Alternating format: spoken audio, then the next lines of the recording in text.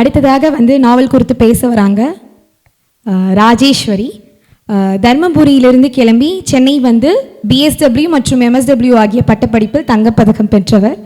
Social watch கல்வி என்ற NGO மூலம் பட்டியலின பழங்குடியின மக்களுக்கு கல்வி மற்றும் தொழில் சார்ந்த பல உதவிகளையும் வாழ்வாதார மேம்பாட்டிற்கும் உதவி இருக்கிறார். தற்போது ஸ்டெல்லா மேரிஸ் கல்லூரியில் ப்ரொஃபஸராக பணியாற்றி வருகிறார். ப்ரொஃபஸர் ராஜேஸ்வரி அவர்களை அடுத்தது நாவல் குறித்து பேச அன்புடன் அழைக்கிறோம்.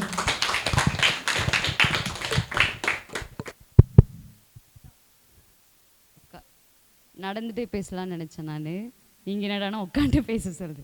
நான் இங்கே ஓ அப்படியா, சரி அட்லீஸ்ட் நான் இங்கே நிற்கிறேன், அப்போ தான் கொஞ்சம் கனெக்ட் இருக்கும். சரி, எல்லாருக்கும் வணக்கம். வணக்கம் சொல்லுங்கள். இல்லைன்னா நான் ஹாய் சொன்னால் நீங்கள் ஹலோ சொல்லணும். நான் ஹலோ சொன்னால் நீங்கள் ஹாய் சொல்லு, சரியா? ஹாய். அங்கெல்லாம் எனக்கு சத்தமே கேட்கல. இவங்க எவ்வளோ அழகாக சொல்கிறாங்க. இந்த ஃபஸ்ட்டு பெஞ்சு ஸ்டூடெண்ட்ஸ் தான். Hi, hello. ஓகே சார், சரிங்க சார், ப்ளீஸே சொல்லிட்டீங்க கண்டிப்பாக. ஹலோ. சரி, இங்கே எத்தனை பேருக்கு இந்த புக்கு படிக்கக்கூடிய ஆர்வம் இருக்குது? இந்த புக்கு இல்லை, பொதுவாகவே நான் நிறைய புக்கு படிப்பேன், இல்லைன்னா இந்த நாவல் அந்த சிறு கதைகள்லாம் படிப்பேன் அப்படின்னு சொல்லி கை தூக்குங்க தாராளமாக. இதெல்லாம் நம்ம பெருமைப்பட்டு கை தூக்கணுங்க. Very good. உங்கள் எல்லாருக்கும் ஒரு பெரிய கைத்தட்டல் கொடுத்துடலாம்.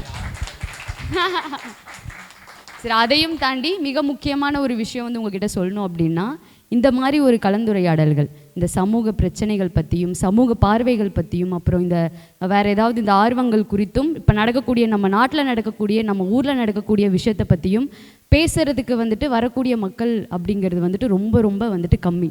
அதுவும் குறிப்பாக இந்த மாதிரி ஒரு புத்தகங்கள் பற்றி பேசுகிறதுக்கான ஆர்வம் காட்டி வரக்கூடிய மக்கள் அப்படிங்கிறது ரொம்ப கம்மி. ஸோ இவ்வளோ ஆர்வத்தோடையும் இவ்வளோ இதோடையும் வந்திருக்கக்கூடிய உங்களுக்கு முதல்ல நான் பெரிய கைத்தட்டல் கொடுத்துக்கிறேன். வெவ்வேறு பகுதிகளிலேருந்து வந்திருக்கீங்க, நிறைய குழந்தைகள்லாம் வந்திருக்கீங்க. பார்த்தோன்னே எனக்கு ரொம்ப ஜாலியாக இருந்தது, அடடா அப்படி சொல்லிட்டு.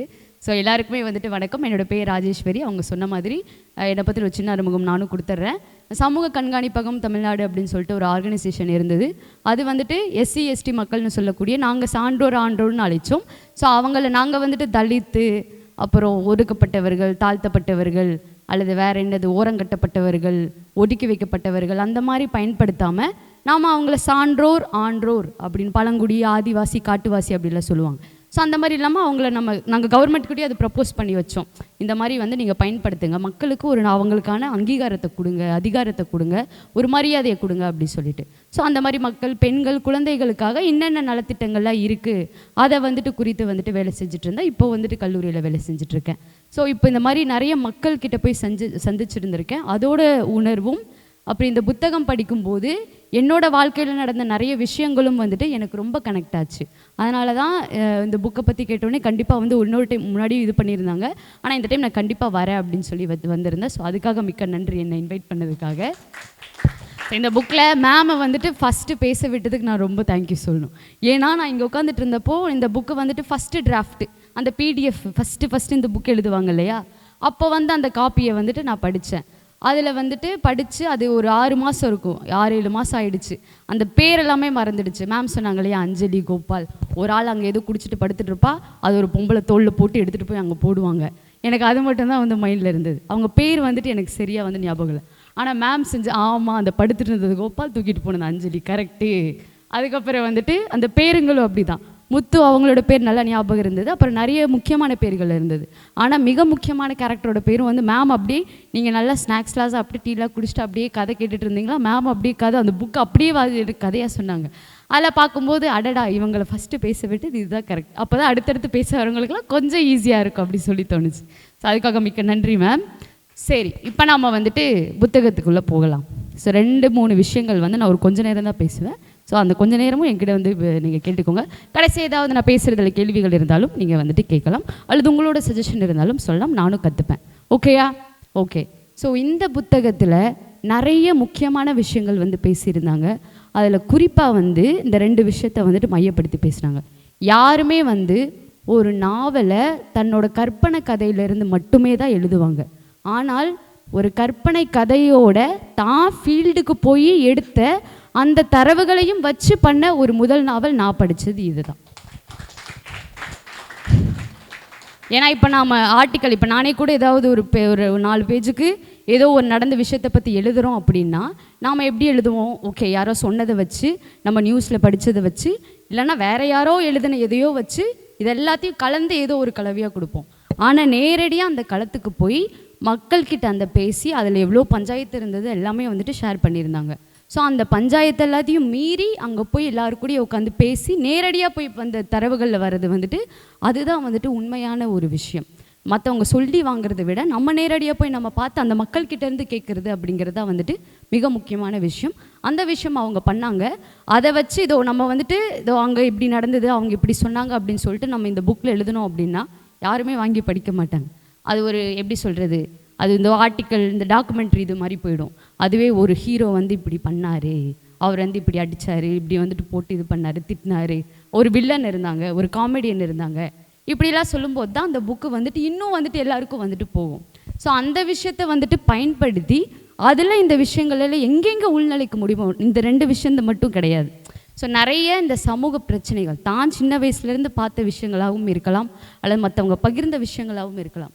அது எல்லாத்தையும் வந்துட்டு கலந்து எங்கெங்கே நம்மளால் இது பண்ண முடியுமோ அந்த இடத்துல வந்து காமிச்சிருக்காரு. அதற்காகவும் மிகப்பெரிய ஒரு பாராட்டுக்கள். ஏன்னா நான் ஒரு 2 சீன் வந்துட்டு படித்தேன். மேம் சொன்ன அந்த ஒரு பாயிண்ட்டு அதை மைண்டில் முன்னாடியே ஏற்றுட்டேன். ஸோ ஃபஸ்ட்டு வந்துட்டு என்ன அப்படின்னா, இந்த மூத்திரம் இதெல்லாம் வந்துட்டு அந்த ஒரு இது இருப்பாங்க, ஒரு வயசான ஒருத்தங்க, அவங்க இதை வந்துட்டு கழுவி விடுறதுக்காக வந்துட்டு ₹1 வந்துட்டு வாங்கிட்டு போவாங்க அந்த ஹீரோ. ஸோ அந்த விஷயம் அது வந்துட்டு படிக்க நிறைய பேருக்கு வந்துட்டு அருவருப்பாக இருந்திருக்கலாம். என்னோடய ஃப்ரெண்ட்ஸ்கிட்டையும் நான் அந்த புக்கை வந்து சஜஸ்ட் பண்ணேன்.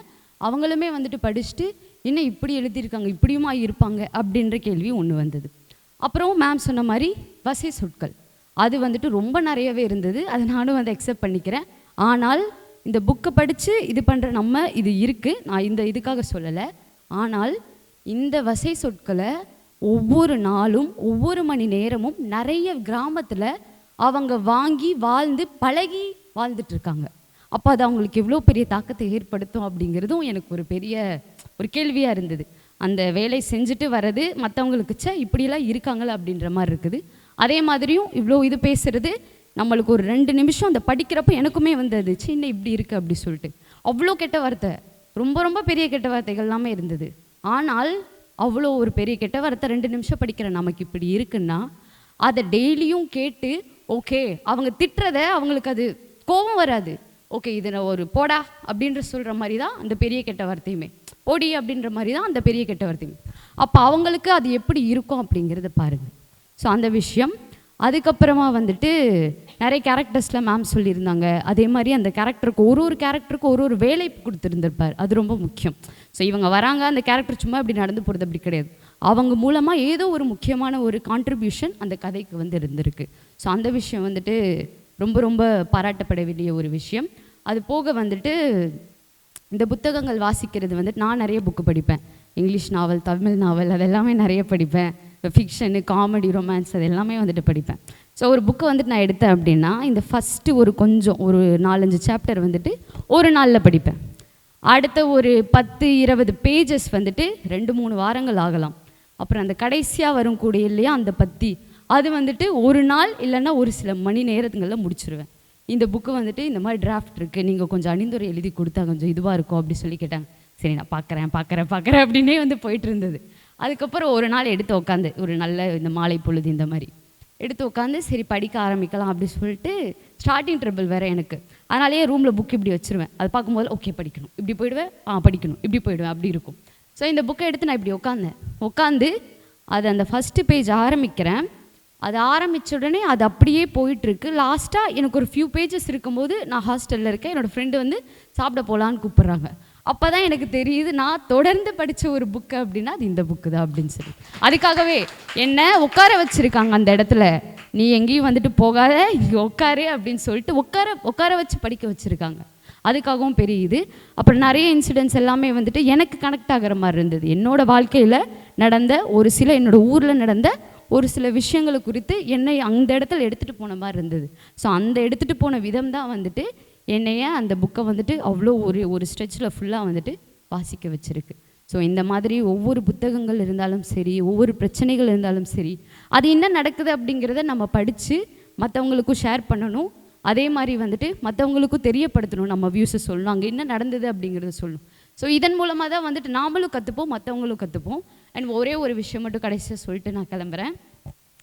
ஸோ இங்கே நிறைய இந்த மாதிரி புத்தகங்கள், படங்கள்லாம் வந்துட்டு எடுத்து பார்த்து பேசணும் அப்படின்னா, இந்த கமெண்ட்லலாம் என்ன போடுவாங்க அப்படின்னா, இன்னுமா வந்துட்டு இந்த சாதியெல்லாம் வந்துட்டு இருக்குது, நீங்கள் தான் இன்னும் இந்த மாதிரி சாதி பற்றியெல்லாம் பேசி வளர்த்துக்கிட்டு இருக்கீங்க, இந்த மாதிரிலாம் வந்துட்டு இங்கே அப்படிலாம் நடக்கவே நடக்காது அப்படின்னு ஒரு கேங் வந்துட்டு இருப்பாங்க. அவங்களுக்கு வந்துட்டு இங்கே என்ன நடக்குது அப்படிங்கிறது தெரிய மாட்டேங்குது. இப்போ சாதி படங்கள் எடுத்தால் இந்த டேரக்டர் சாதி படங்கள் தான் எடுப்பாங்க. இவங்க சாதியை பற்றி பேசி அதில் தான் வந்துட்டு வாழ்கிறாங்க அப்படின்னு சொல்லுவாங்க. ஆனால் இங்கே சாதி இன்னுமா இருக்குன்னு கேட்குற இதே நேரத்தில் தான் போன வாரம் கூட இதே ஊரில் 2 பேரை வந்துட்டு செத்துருக்காங்க. அத்தனை பேரை வந்துட்டு இந்த சாதியோட பேரில் வந்துட்டு பூந்து வெட்டியிருக்காங்க. இவ்வளோ தைரியமாக அங்கே பண்ணிகிட்ருக்காங்க இதே சாதியோட பேரில். ஆனால் இந்த பக்கம் அதே ஒரு இடத்துல வந்துட்டு கேட்குறாங்க, இன்னுமா வந்துட்டு இங்கே நடக்குது அப்படி சொல்லிட்டு. ஸோ இந்த மாதிரி அந்த பர்ஸ்பெக்டிவ்ஸ் வந்துட்டு ஒரு இடத்துக்கும் மாறுபடும், ஒரு மக்களுக்கும் மாறுபடும். ஸோ நாம் என்ன நினைக்கிறோமோ அதுதான் அங்கே நடக்கும் அப்படிங்கிற அந்த நினப்பும் வந்துட்டு இருந்துக்கக்கூடாது, தெரிஞ்சுக்கணும் என்ன நடக்குது அப்படின்னு சொல்லிட்டு. ஸோ இந்த மாதிரி இந்த புக்கை பற்றியும் என்னோடய வாழ்வியல் சிந்தனைகள் பற்றியும் ஷேர் பண்ண இந்த மாதிரி ஒரு வாய்ப்பளித்த நீலம் புக்ஸ் அவர்களுக்கும், மிக முக்கியமாக எழுத்தாளர் நிகேஷ் அவர்களுக்கும் மிக்க நன்றி.